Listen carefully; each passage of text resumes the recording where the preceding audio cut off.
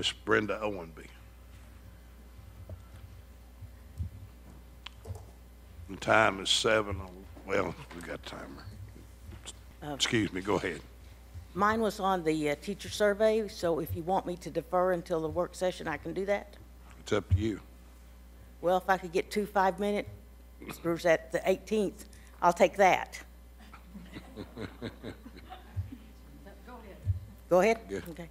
Go ahead now? Yeah, Yeah. I'd like to hear what you want to say before we have our discussion. Okay. Members of the board, regarding the teacher survey, if you're talking about the climate survey like you did previously, let me say this. I have over 3 decades of experience in human resources, and I will tell you that having employees complete a survey and then not following through on their comments is worse for morale than not doing the survey in the first place. You may say that actions were taken, but they were primarily lip service. This last teacher advisory notes, for instance, that I saw are a perfect example. You have one representative from grades K through 2. I find it highly unlikely that that person raised the issue of having the SAT-10 tests. Yet much time was spent discussing the pros of that when teachers overwhelmingly indicated there was too much testing. The SAT-10 was removed at the direction of the board. In addition, I will tell you that if the survey is administered by people and the employees don't trust that it is confidential and anonymous, then you really can't get the most honest answers. Building trust is more than words.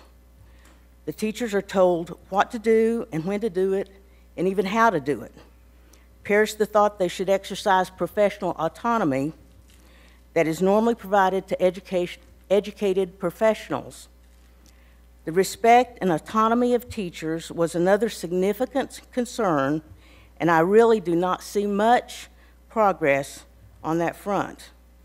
2 other significant elements that were raised were the PLCs, which the majority of teachers found not to be helpful, to which the response was basically that is only because you're not doing it right, so now there's even more emphasis on weekly PLCs.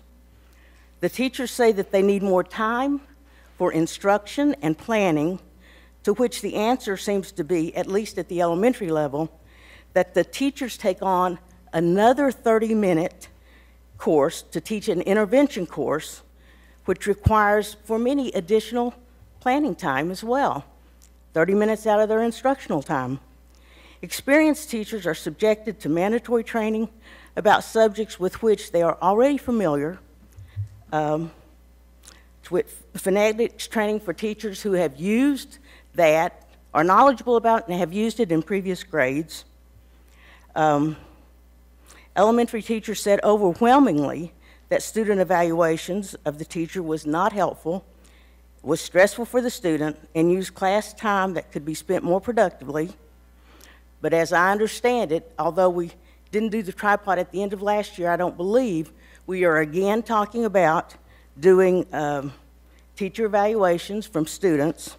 Leaving it up to the principals of a school is really, I think, a cop-out. It puts the principal in the awkward position of going against what they know their boss wants. It's almost coercive on the teachers because they know the position the principal is in. I've talked with teachers, and I know some teachers who've even developed their own survey to give to their students to find out what they might do differently or how they might improve. I'm not opposed to surveys. I teach at the college level. Every course I teach has a survey at the end.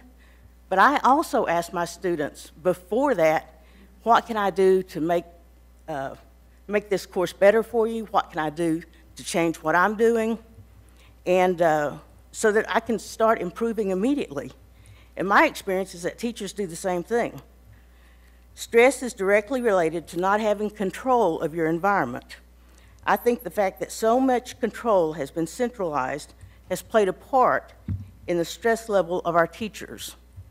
Autonomy, trust, respect, more than words. They need to come with authentic action.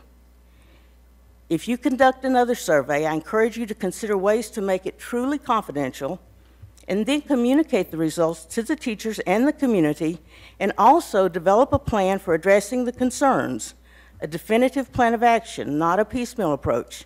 Develop a calendar for when the feedback will occur before the survey is even given. Commit to making it meaningful. Otherwise, it is a waste of time and resources.